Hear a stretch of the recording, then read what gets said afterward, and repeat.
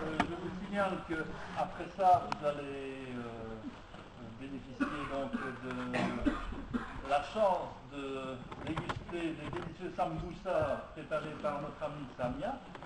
C'est vendu au profit du collectif. Mes renseignements sont bons, de 2 € pour 3 sambusa. Est-ce que je prends? Voilà. Et alors, donc, il y aura le verre de l'amitié également qui sera servi. Mais avant ça, donc, il y a la partie un peu plus académique, dirons-nous. Et je vais céder la parole à mon amie Delphine Landen, qui fait partie du Sandwich Michel et qui va vous présenter ce qui est quelque part pour nous une réussite au niveau du collectif contre les mutilations génitales féminines à Liège, c'est d'avoir monté, grâce à la technicité, l'expertise de nos amis du Centre Louis Michel, d'avoir monté un dossier qui nous permet aujourd'hui de pouvoir assurer des permanences plusieurs fois par semaine, avec du personnel spécialisé en direction des personnes qui sont directement concernées par les mutilations génitales féminines, des personnes qui sont à la fois, souvent hélas, des personnes qui sont déjà victimes, et des personnes également qui ont des enfants qui risquent un jour ou l'autre de se retrouver concernés directement, ou en tout cas qui sont menacés au retour dans leur pays, et pourquoi pas même aussi en Europe, puisqu'on sait que les exciseuses ne sont pas rien que là tout au bout dans l'Afrique, mais qu'il y en a dans d'autres pays européens. Donc je vais céder la parole à mon ami Delphine Landen, qui va vous présenter le projet tel qu'il est et tel qu'il va se faire pendant au moins 1 an, puisque nous avons reçu des subsides pour une période d'1 an, et nous comptons bien nous battre pour que l'an prochain, on continue de soutenir notre collectif et de soutenir ce projet, qui est un projet qui vraiment est dans le sens du temps, de l'époque, et ne peut que faire du bien aux gens concernés. Voilà, je te passe la parole, Delphine. Alors, tu as presque tout dit, c'est bon. Moi je suis psychologue au Centre Louis Michel Médiation de Panique Familiale, qui fait partie du collectif liégeois contre les mutilations génitales féminines. Et c'est à ce titre-ci que je parlerai aujourd'hui, en tant que membre du collectif. Alors, tout d'abord, je tiens à remercier certaines personnes. D'abord, la communauté française et le cabinet de la ministre Madame Éliane Tillieu, sans qui cette soirée aujourd'hui n'aurait pas pu avoir lieu, de même que la réalisation de notre projet, dont j'invite à déjà dit quelques mots.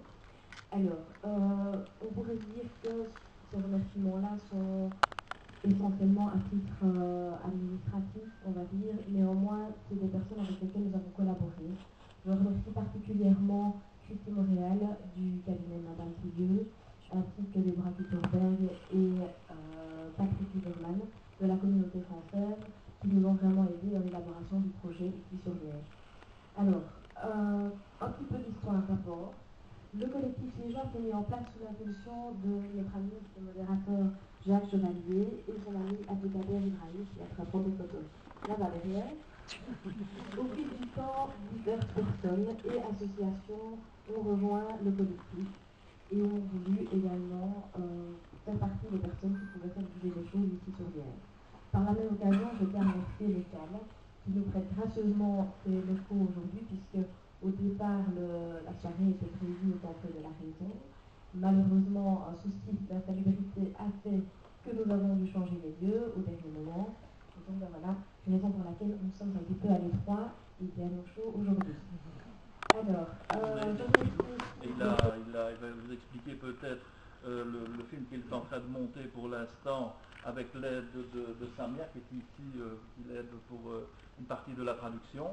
Donc c'est quelqu'un qui est engagé sur le terrain d'une manière différente de la nôtre, et c'est important pour nous de l'avoir avec nous aujourd'hui, ce soir, pour entendre un petit peu un homme parler de ces choses dites essentiellement féminines, s'entretenir avec vous, et si vous avez des questions à lui poser, je te passe la parole, Marc. Il y a des questions. Pas de questions? Ouais.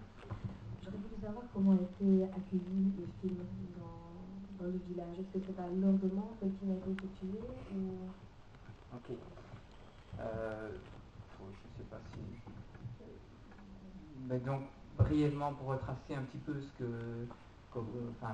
comment je suis arrivé à travailler là-dessus. Moi, je suis réalisateur RTBF et je ne connaissais pas l'Afrique. Et un jour, un de mes amis qui avait un peu d'argent et qui était contre le principe de l'héritage, vous voyez, disait voilà, moi j'aimerais bien dépenser de l'argent, je ne me sens pas de donner ça à l'UNICEF sans savoir ce qu'on va en faire.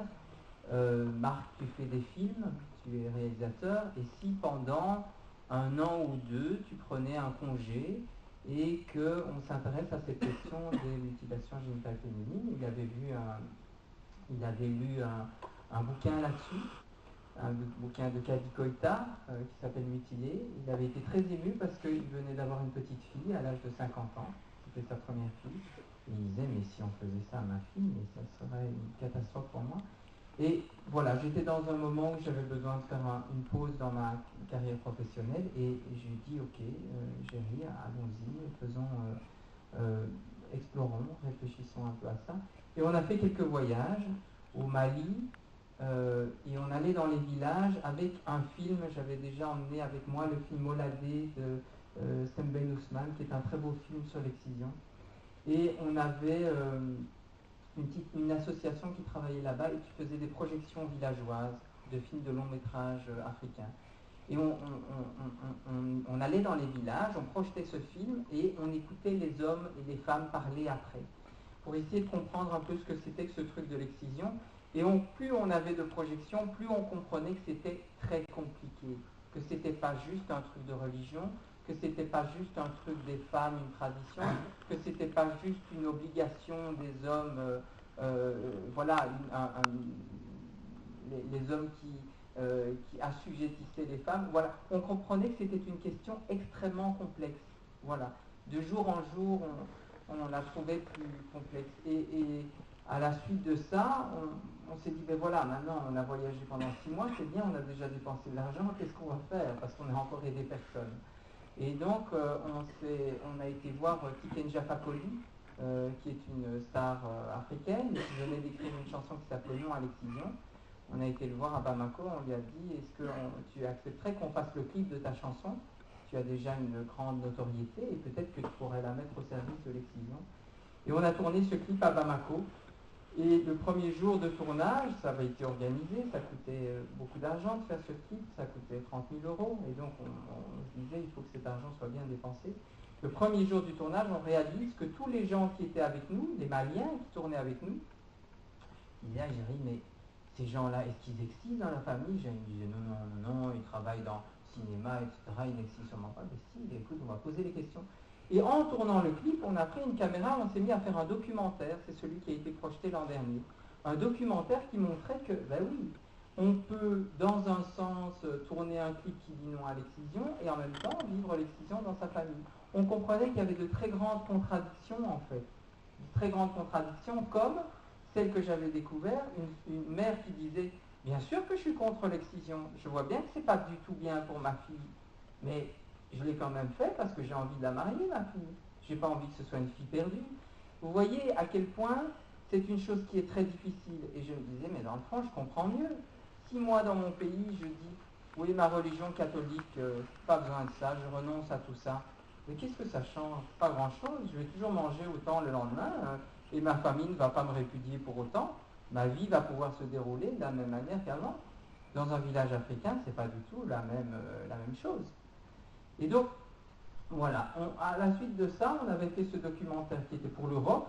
On s'est dit, ben voilà, moi je voulais prolonger ma pause RTBF et je lui ai dit, ben tiens, qu'est-ce qu'on pourrait faire maintenant? On s'est dit, ben on va peut-être aller plus loin, plutôt que de faire un film pour l'Europe, on va faire un film pour les Africains. Et on va aller tourner avec des Africains qui ont décidé d'arrêter l'excision. C'est comme ça qu'on est allé dans ce village en Casamance, rencontrer ces femmes merveilleuses qui avaient décidé d'arrêter.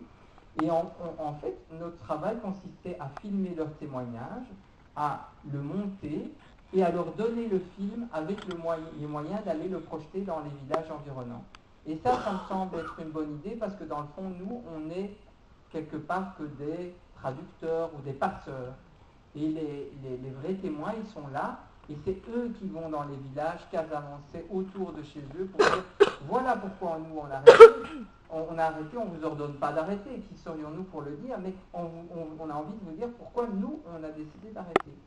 Et ce film a été projeté 130 fois dans des villages avec beaucoup de succès, parce que quand un film est projeté dans un village africain sur un grand écran comme celui-là, il y a des chants, il y a des danses, ils demandent à le revoir une deuxième fois, c'est très vivant, les enfants sont assis sur des nattes devant, et il y a des questions toute la nuit, et le lendemain les gens en parlent, et le débat continue dans le village. Moi je crois très fort à ça, je trouve que les meilleures personnes pour porter ces témoignages sont les gens qui l'ont vécu. C'est pas des hommes, mais des hommes blancs, et voilà. Et donc on a continué, après ce film-là, on a fait un film dans le nord du Sénégal, dans le Fouta, qui est terminé maintenant, et on a fait un troisième film en Somalie que Samy a traduit, et qui est presque prêt, et qui va aussi lui tourner, donc qui vont tourner dans leurs pays respectifs. Voilà, j'ai assez parlé, maintenant place aux témoins.